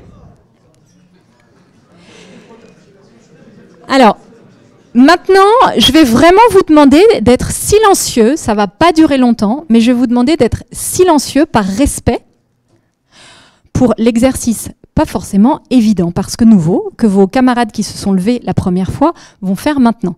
Donc le premier groupe, vous vous relevez sans bouger les pieds. Et je vais vous demander je vais vous proposer, si vous le sentez, c'est plus facile, de fermer les yeux. Ce n'est pas une obligation, mais c'est beaucoup plus facile en fermant les yeux. Et je vais vous demander d'imaginer, de visualiser qu'avec votre buste, vous pouvez faire un tour complet. Donc je ne vous demande pas de le faire, je sais, c'est physiologiquement impossible. Je vous demande juste de l'imaginer. Et quand vous... Voilà, allez-y. Imaginez, visualisez que vous faites un tour complet avec votre buste. En silence, en silence. Encore une fois, je ne vais pas vous demander de le faire, juste de l'imaginer. OK ? Donc maintenant, vous allez rouvrir les yeux, vous allez tendre le bras, et maintenant c'est à vous, à votre groupe qui est debout, que je demande d'être vraiment en silence jusqu'à ce que le deuxième groupe ait fini. Donc je vais vous demander de tendre le bras et maintenant, toujours sans vous faire mal et sans estropier votre voisin, vous allez aller, mais vraiment le plus loin possible, jusqu'où vous pouvez, et vous prenez un point de repère pour voir jusqu'où vous êtes allé. C'est parti. Et vous revenez. Et vous vous rasseyez. Et maintenant, le premier groupe, vous pouvez bouger les pieds. Le deuxième groupe, vous vous levez. Et donc, vous connaissez maintenant. Je vais vous proposer de fermer les yeux parce que c'est plus facile de faire un exercice inhabituel de visualisation. Et donc, je vais vous proposer d'imaginer, de visualiser qu'avec votre buste, vous faites un tour complet. Encore une fois, rassurez-vous, je ne vais en aucun cas vous demander de le faire. Ça n'est physiquement et physiologiquement pas possible. Donc, visualisez, imaginez qu'avec votre buste, vous pouvez faire un tour complet.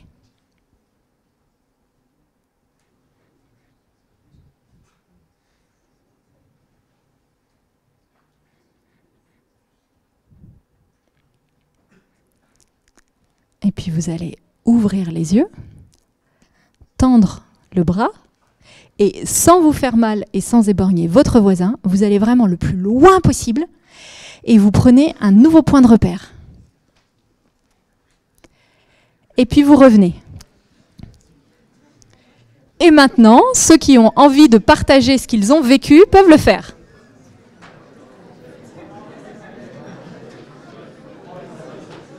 Alors, partager à tout le groupe, ce serait bien pour qu'on puisse en profiter et moi aussi. Qu'est-ce qui s'est passé pour vous? Oui? Rien? Ok. C'est aller plus loin. Pour qui?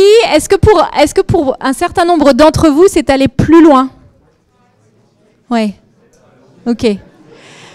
Alors, c'est pas un exercice facile, hein, devant tout un amphi, se mettre debout, fermer les yeux, visualiser. C'est loin d'être un exercice facile. Maintenant, je vous propose pour ceux pour qui ça n'a pas changé grand-chose, c'est déjà de vérifier que ça n'a vraiment rien changé, ou peut-être que vous vous attendiez à plus de différence et que du coup, un petit coup de jugement serait venu dire « non, ça n'a pas bougé ». Et de le refaire, si vous le voulez. Pourquoi ? Parce que pour tous ceux qui sont allés plus loin, qu'est-ce que ça veut dire? Qu'est-ce qui s'est passé? Ce que je vous ai proposé de faire, en fait, c'est juste de concevoir que vous pouviez faire quelque chose, de le concevoir. Je ne vous ai pas fait faire de la gymnastique pendant une demi-heure. On n'a pas fait d'étirement. Je vous ai juste proposé de concevoir que vous pouviez faire quelque chose. Et ça a changé quoi? Ça vous a donné accès à des ressources que vous aviez déjà. Parce que comme on n'a pas fait une demi-heure d'étirement, c'est bien que ces ressources-là, vous les aviez déjà en vous la première fois. Mais comme vous n'en aviez pas conscience, vous n'y aviez pas accès. Et je vous propose, si vous le souhaitez, de refaire cette expérience autant de fois que vous voulez, parce que ça marche à tous les coups, quand vous vous donnez vraiment les moyens de prendre le temps de visualiser. Et vous pouvez le faire avant quelque chose qui vous paraît simple, qui vous paraît difficile, du genre... Je viens d'arriver dans une grande entreprise, j'ai une super idée qui pourrait vraiment contribuer à changer les choses et j'aimerais me lancer. Ou demain, je voudrais proposer quelque chose. Parce que cette capacité, vous l'avez tous et pour un certain nombre d'entre vous, vous l'avez expérimenté physiquement. Ça veut dire que maintenant, vous le savez pour toujours que vous pouvez faire ça. Donc après, à vous de voir si vous voulez vous donner les moyens, si vous en avez envie ou pas. Et donc, je vais vous proposer, alors vous allez le faire juste tout seul, parce que comme on a commencé avec un petit peu de retard, on n'a pas le temps de faire complètement ça. Je vais juste vous proposer, en fait, de prendre 2 minutes, chacun d'entre vous, et là où pour l'instant, dans votre futur, ou dans quelque chose qui vous tenait à cœur, vous vous disiez « Ah ouais, mais non, c'est pas possible. C'est soit ça, soit ça. » Je vais vous proposer de remplacer le « ou », c'est ça ou ça, par le « et ». Et qu'est-ce qui se passerait, qu'est-ce que ça voudrait dire si c'était ça et ça? Souvent, c'est je gagne ma vie correctement et je fais quelque chose de positif. Donc je vais vous proposer de prendre 2 minutes pour remplacer ce « ou » par le « et de voir toutes les portes que ça ouvre et toute la créativité que ça ouvre. Il n'y a pas d'obligation, c'est pour ceux d'entre vous qui avaient déjà un gros « ou ».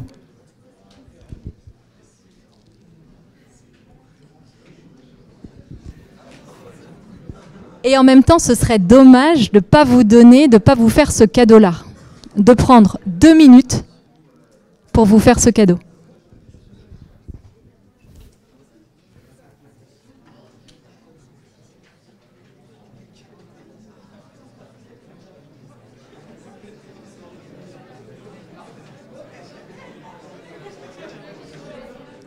Bon. Je sens que vous êtes fatigués, donc je vais vous proposer pour ceux qui avaient envie de le faire vous, de remplacer le « ou » par le « et ». Et je vous le propose d'autant plus que, en fait, à chaque fois que j'interviens ou que nous intervenons avec des étudiants, c'est vraiment quelque chose qui permet d'envisager l'avenir professionnel avec des étoiles dans les yeux plutôt qu'en y allant à reculons. Donc je vous propose vraiment, quand ce sera le bon moment pour vous, de faire cet exercice. Remplacer le « ou » par le « et ». Et voilà. Et voilà. Clémence, je ne sais pas si tu voulais prendre la parole.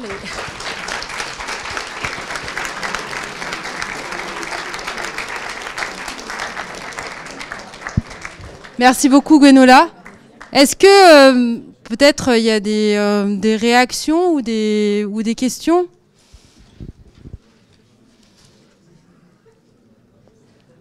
Est-ce que vous avez déjà eu est-ce que ces idées vous ont déjà été présentées ?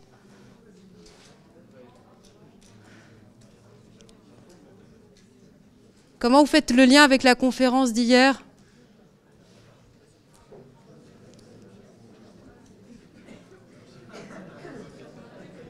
Vous voyez un lien ?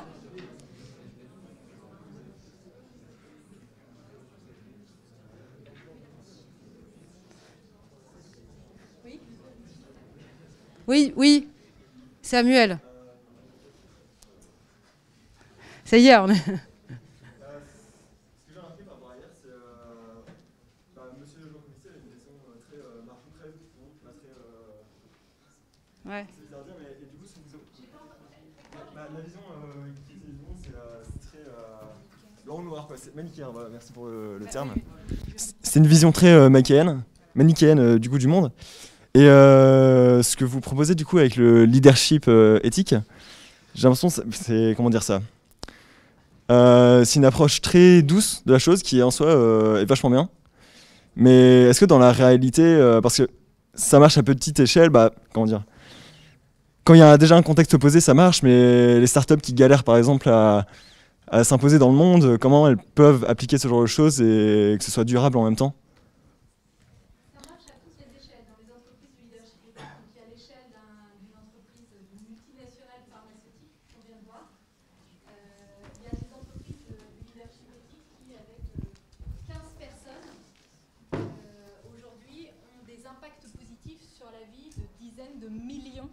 De personnes. Justement parce qu'elles travaillent la qualité et pas la quantité, et qu'à 15, elles arrivent à avoir des impacts comme ça. Donc c'est pas une question d'échelle, parce que toute l'ingénierie du leadership éthique qu'on a à peine effleurée ce soir, elle est universelle. Elle fonctionne dans tous les cas de figure, dans tous les continents. Moi, et nous sommes intervenus dans plein d'endroits, avec plein de nationalités. Le dernier cours que j'ai donné, il y avait 15 nationalités dans la salle, pour revenir à... Et en fait, quelque chose alors c'était 18 heures de cours, c'était pas une conférence de 2 heures, mais à la fin, ce qui est ressorti, c'était une prise de conscience de tous, mais en fait, au fond, nous sommes tous pareils. Et ce qu'on voit en leadership éthique, ça fonctionne dans tous les cas de figure. Donc, ce n'est pas une question d'échelle et ce n'est pas une question de secteur d'activité non plus. C'est une question d'envie déjà. Après, c'est une question de courage, parce que ça demande du courage, en fait, d'oser, de se poser des questions, d'écouter son envie, de se donner les moyens de travailler. C'est exigeant, le leadership éthique, parce que vouloir avoir le plus d'impact positif à la plus grande échelle possible, c'est exigeant. Donc oui, c'est exigeant. Oui, ça demande du courage, mais c'est vraiment pas lié. Il y a voilà, une école, typiquement, il y a une école qui s'est fondée sur les bases du leadership éthique qui accueille des enfants depuis la maternelle jusqu'au collège.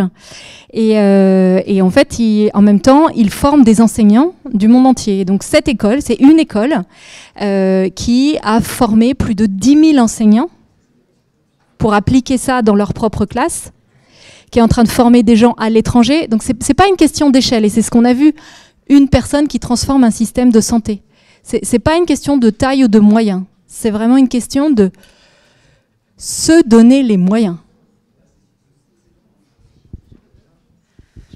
En tout cas, sachez que là on a par exemple pour le IVP, on a revu le programme, et il y a des élèves qui sont vos camarades qui sont maintenant qui vont quitter l'école, ils sont en IVP 3, qui sont venus me voir dès que je suis arrivée, et certains d'entre eux m'ont dit voilà, pour nous c'est important. Bon, par exemple, ils avaient remarqué que les cours de construction à l'EIVP, c'était des cours très classiques où on apprenait le béton armé, la construction métallique, un peu comme dans les années 50, hein, quand on a reconstruit la France, on construisait beaucoup dans ces matériaux. Et ils m'ont dit, nous, on aimerait apprendre aussi d'autres techniques qui sont plus adaptées, peut-être, par exemple, au changement climatique. Ils ont insisté, je peux vous le dire, et leur insistance sur le fait qu'on ait une meilleure introduction aux enjeux écologiques a pesé dans la balance de ce qu'on fait, par exemple, de votre programme de rentrée. Dans tout ce que vous avez eu jusqu'à présent, en fait, ça n'existait pas. Hein. Vos camarades ont commencé tout de suite sur les cours de stats, tout de suite sur des cours. Donc vous avez une rentrée différente, une pré-rentrée. Vous avez eu la semaine innovation aussi. Donc ce que je veux dire par là, c'est que c'était, il y en a notamment une élève, hein, elle est venue avec ses amis, mais alors elle est venue me voir, et pourtant j'avais plein de choses à faire. Et voilà, donc c'est juste dire. Parfois, quand il y a quelque chose qui vous tient à cœur et vous êtes juste un élève, vous êtes juste un jeune ingénieur, bon alors bien sûr, il suffit pas de vouloir, il suffit pas de venir 10 000 fois voir la personne. Il faut aussi construire quelque chose. Elle était très très renseignée, cette élève. Elle argumentait bien les choses, et puis elle documentait. Elle ne faisait pas que venir affirmer que c'était ça qu'elle voulait. Hein. C'était très documenté. Mais ça m'a rappelé des fois, même dans ma carrière, où parfois j'étais juste chef de projet. Et il y avait... je travaillais notamment, par exemple, sur un aménagement d'un quartier avec un maître d'œuvre. Et normalement, on aurait dû travailler sur un tout petit morceau. Et lui, il m'a dit, non, mais... En fait, il faut travailler sur toute la zone là, parce qu'il y a tout va ensemble. Il faut un espace vert, tout est connecté. Et moi, j'avais aussi 4 niveaux de chef avec des élus tout au-dessus, et tout le monde avait verrouillé sur un tout petit morceau, parce que sinon, ça coûte plus cher. Et en fait, le fait même que simplement, bon, cet architecte ait réussi à me convaincre, et ensuite moi, j'ai su trouver les arguments, mais il a fallu que moi, je décide que ça valait le coup de faire ça, quoi. Et donc, en fait, ça a changé tout, quoi. Ça a tout changé, puisque on a réussi à convaincre tout le monde, et ça a fait quelque chose de plus cohérent. Donc voilà, c'était l'objet. Enfin, dans ce que vous vivez dans les cycles de conférences, on a aussi choisi d'avoir des personnes qui ont, comme tu le dis, Samuel, un point de vue tranché, ou qui parlent avec leurs mots. Qui ne sont pas, c'est pas comme dans un cours où tout est bien cadré et on pourrait dire lisse, parce que c'est aussi votre esprit critique. Est-ce que vous pouvez en prendre? L'intérêt, c'est que chacun d'entre vous prenne quelque chose, ce qui vous va, ce qui vous convient de ces conférences, et en fasse quelque chose. Donc vraiment, merci beaucoup, Gwenola. S'il y a d'autres, oui, tiens. Tu veux le micro?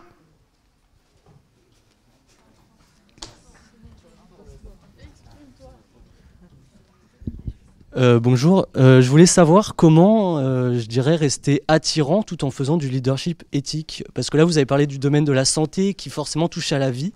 La vie, la mort, quoi. Pas la manière de vivre, mais plus la vie en elle-même. La survie, voilà. Et notamment, par exemple, là, dans une école comme la nôtre, du bâtiment, de l'urbanisme, on travaille avec des collectivités territoriales qui ont un budget. Et pour elles, et la qualité forcément a un coût supplémentaire par rapport à une entreprise qui ne propose que de la quantité. J'imagine, je ne sais pas, à vous de me répondre.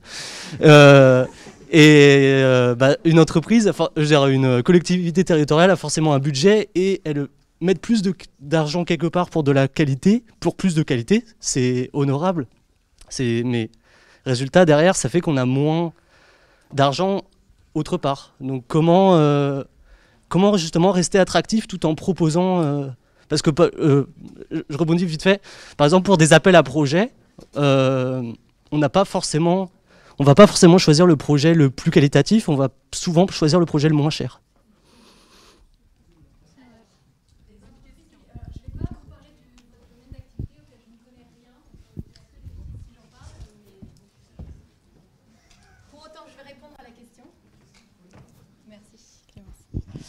Il y a plein d'entreprises du leadership éthique qui travaillent sur base d'appels d'offres. Il y en a dans l'énergie, dès qu'on travaille avec un gouvernement, avec un ministère, c'est systématiquement sur le thème d'appel d'offres. Et en général, effectivement, le prix est l'élément marquant. Et là aussi, c'est vraiment une question de positionnement et d'affirmation. Ce que je vous ai montré tout à l'heure avec le repositionnement, c'est qu'en fait, quand on vise la qualité et qu'on se donne les moyens de viser la qualité, il y a beaucoup plus d'effets et beaucoup plus d'impact. Donc le vrai enjeu, en fait, il est d'amener les interlocuteurs à sortir, eux, de leur vision hyper stressée, et puis de toute façon, voilà, et c'est ça, et on m'a demandé de faire ça, et il faut que je reste dans le budget, et voilà. Pour ouvrir et se poser la question, mais de quoi est-il question au fond ? Est-ce qu'il est question de respecter ce budget ? Oui, bien sûr, il est question de respecter le budget, mais est-ce que c'est la seule chose dont il est question ? Ben non, en fait, pas du tout. Et au fond, chacun d'entre nous, nous avons tous envie de contribuer à plus de qualité. Et donc, le travail d'un leader éthique, ça va être d'accompagner les personnes qu'il a en face de lui ou en face d'elle pour les amener à lâcher ce stress, à lâcher cette conception qu'il n'y a que comme ça qu'on peut faire, parce qu'on a toujours fait comme ça avant. Déjà, permettre d'ouvrir. C'est pour ça qu'une des consignes que je vous avais proposées, c'est d'ouvrir. Et laisser place déjà à l'envie de la personne en face, qui au fond, a envie aussi. Et déjà là, ça s'appelle créer le terrain commun. Oui, bien sûr, on a tous des contraintes budgétaires. Elles sont hyper importantes. L'argent, ça ne tombe pas du ciel. On a tous des tas de contraintes et vous avez des tas de projets. Maintenant, au fond, moi, j'ai hyper envie d'apporter la plus grande qualité aux gens qui vont habiter là, qui vont profiter de ces infrastructures et tout ça. Et en face, forcément, ça va vous répondre oui. Déjà, la personne commence à respirer.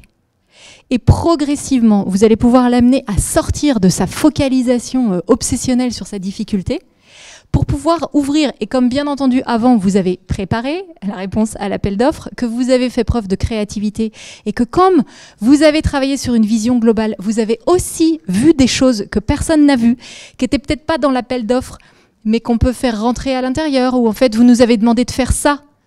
Ok, très bien. Mais en faisant ça, on répond à la problématique encore mieux. En fait, il y a plein de manières, soit de faire bouger les lignes, parce que faire bouger le montant d'un appel d'offres, c'est possible aussi, soit de proposer quelque chose qui apporte un plus. Et c'est pour ça que les gens reviennent et retravaillent avec le leadership éthique, c'est que ça apporte une qualité, et une qualité dans le long terme. C'est bon ? Enfin, ça va répondu. Ah, il est allumé là ? Bon, ouais. Par rapport à la question que tu posais, alors moi je suis urbaniste géographe, je travaille chez Alto Step. Donc par rapport à ce que vous disiez là sur ta question sur les projets où on prend systématiquement le projet le moins cher, etc. Donc moi je suis on est souvent Altostep dans des très grandes équipes de maîtrise d'œuvre et c'est aussi à nous de convaincre. On a fait plein d'études où finalement on est allé voir plus loin que prévu parce qu'on arrivait à convaincre les élus, à convaincre les maîtrises d'ouvrage que ça avait vraiment un intérêt. Et en ce moment, nos métiers sont en train de changer, mais à une vitesse phénoménale. Par exemple, Altostep, là, on vient de gagner le schéma de verdissement des 142 cours d'école et crèches de la ville de Bordeaux. Donc ça, c'est des sujets, il y a 4 ans, ce n'était pas le sujet. On bitumait la cour d'école parce qu'on pensait juste à la gestion. Les feuilles d'un arbre, ça tombe, on n'a personne pour les ramasser. Et là, il y a toute une partie de l'étude. Alors maintenant, c'est une préoccupation avec les îlots de chaleur, la biodiversité en ville, toutes ces notions qu'on aborde maintenant quand on refait de la ville et de la ville vivante, de la ville résiliente. Donc maintenant, ça a un impact. Mais nous, on sait qu'on va avoir un travail de pédagogie énorme pour convaincre. Et finalement, c'est tout le temps, il faut tout le temps convaincre. Et là, il va falloir convaincre. Alors, même si l'institut est convaincu et les élus sont convaincus, il va falloir convaincre les gens qui sont dans les écoles. Il va peut-être falloir d'ouvrir d'autres services, etc. On travaille beaucoup sur la gestion alternative des eaux pluviales. Permettre à l'eau de retourner dans la nappe phréatique, c'est hyper important. Et maintenant, en fait, il y a des travaux qui existent où on essaie de voir partout où on peut débitumer. Mais en fait, c'est l'inverse de ce qu'on faisait il y a 20 ans. On bitumait tout parce que c'était plus pratique. Maintenant, par exemple, c'est le bassin de la Seine, là, ils payent les agriculteurs pour services rendus à la nature dans la gestion de l'eau. Un agriculteur qui va correctement gérer son champ, sa prairie, entretenir ses fossés, il y a des moyens de subvention. Donc, c'est aussi un peu pour répondre, il faut que vous croyiez à ce que... Si vous êtes convaincu, vous arriverez à défendre et vous arriverez à être force de proposition dans tous les projets sur lesquels vous serez. À partir du moment où vous croyez profondément que vous êtes dans le juste, mais il faut y aller et défendre ça. Et en ce moment, nos métiers, enfin les métiers que vous allez faire sont en train de changer vraiment de manière incroyable. Voilà, donc je pense qu'il faut vraiment... C'est oser, lancez-vous, allez-y. De toute façon, vous n'avez rien à perdre et vous avez tout à gagner. J'ai juste un exemple qui est un ami qui est dirigeant d'entreprise et on parlait de tout ce qui se passe et il disait ouais mais il faut changer beaucoup de choses et avec les actionnaires c'est pas possible et puis il revenait tout le temps sur avec les actionnaires c'est pas possible. Je dis ok bah est-ce que tu veux qu'on passe un peu de temps pour voir ce qu'on pourrait répondre, qu'est-ce qu'ils t'ont dit en fait, qu'est-ce qu'ils te disent quand tu leur en parles. Et là, il me regarde, il me dit ah mais je leur en ai jamais parlé. Et c'est du savoir-être. C'est en fait, je suis tellement jusqu'à présent, sans avoir abordé le sujet, j'ai eu une telle pression sur les résultats financiers qu'en fait, je suis convaincue, avant même d'avoir essayé, que c'est pas possible. Donc j'y vais pas. Et parce qu'en plus, il fait plein de choses, il est super engagé et tout ça. Donc moi, ça m'a un peu. Et c'est ça. Et c'est vraiment ça. C'est allez-y, faites-vous confiance. Osez. Et de toute façon, il n'y a rien à perdre. Et je rajouterais une petite astuce, en tout cas que moi je fais quand j'ai envie de convaincre.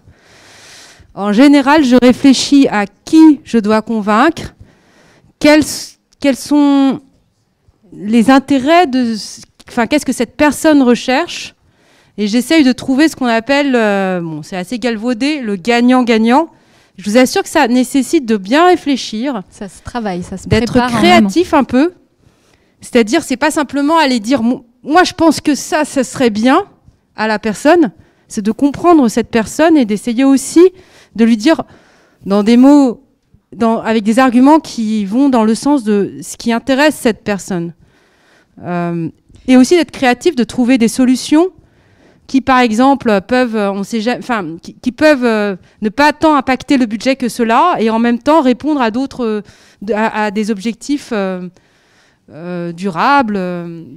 Donc il y a un aspect créativité, il y a un aspect aussi compréhension de l'autre, à mon avis. En tout cas, moi, tout à fait. Ça c'est important. Et pour ça, parce qu'il y a toute une, et pour ça, le non-jugement est essentiel, parce que quand vous allez aller voir quelqu'un pour lui demander quelque chose, pour lui proposer quelque chose qui n'est pas forcément ce qu'il vous a demandé, ou juste lui proposer quelque chose, travaillez avant sur le non-jugement sur l'autre personne, parce que là, typiquement, mon ami, il avait un jugement énorme sur le fait que ses actionnaires ne pourraient pas comprendre, ne pourraient pas entendre. Du coup, il n'avait même pas essayé. Et le non-jugement sur vous-même aussi, et sur votre capacité à y arriver. Parce que tant que vous n'avez pas essayé, vous ne savez pas si vous pouvez y arriver ou pas. Puis même si vous avez essayé une fois et que ça n'a pas marché, ça n'empêche pas de recommencer une deuxième fois, différemment. Et sur la base du terrain commun. Le terrain commun, c'est ce qui nous lie, c'est ce qui nous relie. Et il y a toujours un terrain commun avec quelqu'un. Et ça commence donc par soi. Toujours. Vous avez des questions? D'autres questions? Très bien, je vous remercie. Merci beaucoup, Gwenola, pour ce soir.